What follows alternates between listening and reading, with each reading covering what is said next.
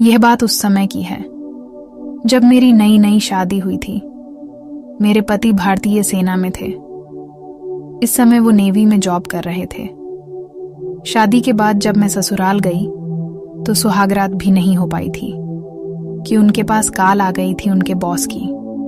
उन्होंने उन्हें फौरन वापस बुलाया भारत के पानी की जहाजों पर, और युद्ध के हालत बन गए थे। इसलिए मेरे पति फौरन ही मुझे छोड़कर बॉर्डर पर चले गए। वहीं पर उनकी पोस्टिंग थी।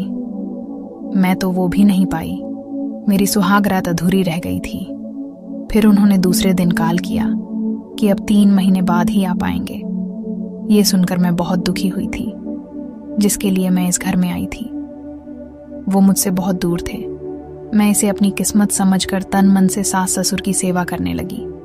धीरे धीरे मेरे ससुर मुझे इधर उधर हाथ लगाने लगे। वो भी नेवी में थे और कैप्टन के पद पर रिटायर हुए थे।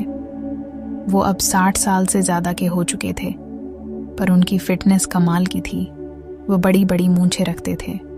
मैं उसका पूरा ख्याल रखती थी। मुझे ये बात पता थी कि उसकी नीयत मुझ पर काफी समय से है। वो मेरे पति के जाने के बाद मुझे चाहते हैं, पर फिर भी मैं उनकी सेवा करती थी। टाइम टाइम से चाय पानी, दवाइयाँ, खाना देती थी। घर में मैं पूरे ड्रेस वाला कपड़ा पहनती थी। एक दिन उन्होंने मेरा हाथ पकड़ लिया। मैं डर गई और मैं अपने ससुर जी से बहुत नाराज हो गई और मैं रोने भी लगी थी। मैंने नाराज होकर कहा, आपकी शिकायत मैं पति से करूंगी। मेरी बात सुनकर ससुर जी बोले, तुझे जो करना है कर ले, मैं एक दिन वो लेकर ही रहूंगा। तू उसके लिए ही मेरे घर आई है। तेरे पर हमारा अधिकार है। मेरा बेटा नहीं है तो क्या हुआ, मैं तो हूं ना। अब उनकी बात सुनकर मैं तेज तेज रोने लगी। इस वजह से शायद रहम करके उन्होंने मुझे छोड़ दिया। उस दिन वाली घटना की वजह से मैं अपने ससुर से सावधान रहने लगी थी। मुझे पता था कि ये सांप कभी भी मुझे डस सकता है, कभी भी वो मेरा जबरदस्ती काम लगा सकते हैं। इसलिए मैं बच के रहने लगी थी। इस तरह से 3 महीना गुजर गया था। मैं खुश थी कि अब मेरे पति घर आएंगे। मैं फोन पर पूछने लगी, आप कब आ रहे हैं? तो जयंत ने कहा कि अभी बॉर्डर पर काफी तनाव है, इसलिए किसी भी सिपाही को छुट्टी नहीं मिली है। अभी 2-3 महीने बाद ही आ पाऊंगा। ये सुनकर मैं बहुत दुखी हो गई थी। उधर मेरे ससुर जी बार बार मर रहे थे। एक दिन मेरी सास डॉक्टर के पास दवा लेने गई थी। ससुर जी मुझे अकेला पा लिए और आकर पकड़ लिए। उस समय मैं गैस पर खाना बना रही थी।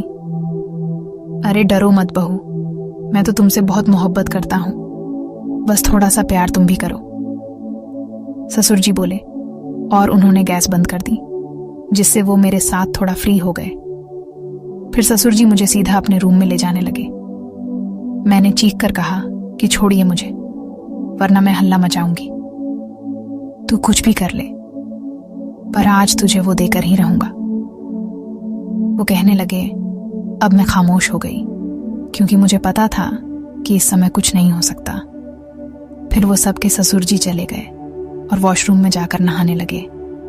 फिर उन्होंने पूरा 1 महीना तक मुझे परेशान नहीं किया। फिर एक बड़ी अच्छी से बनारसी साड़ी ला कर दी। फिर एक दिन मैं छत पर सफाई कर रही थी। इतने में बारिश होने लगी, जिस कारण मैं उसमें भीग गई। उसी समय ससुर जी भी किसी काम से छत पर आ गए थे। वो भी भीग गए थे। बारिश के कारण हम दोनों फिसल गए और ऊपर रूम में जबरदस्त बिजली और कबड्डी का मैच चला। ऐसा मैच मैंने आज तक नहीं खेला था, और आज के मैच के बाद ससुर जी को मैं मान गई कि वह सच में नेवी के कैप्टन थे और इस उम्र में भी इतनी लंबी पारी खेल सकते हैं। लगभग 1 घंटे के बाद हम नीचे आ गए और मैंने बहुत ही अच्छी सी चाय और पकौड़े बना कर दिए। तो दोस्तों, आपको यह कहानी कैसी लगी? अपनी राय कमेंट बॉक्स में ज़रूर बताना, और ऐसे ही कहानियाँ देखने के लिए मेरे चैनल को सब्सक्राइब कीजिए। धन्यवाद।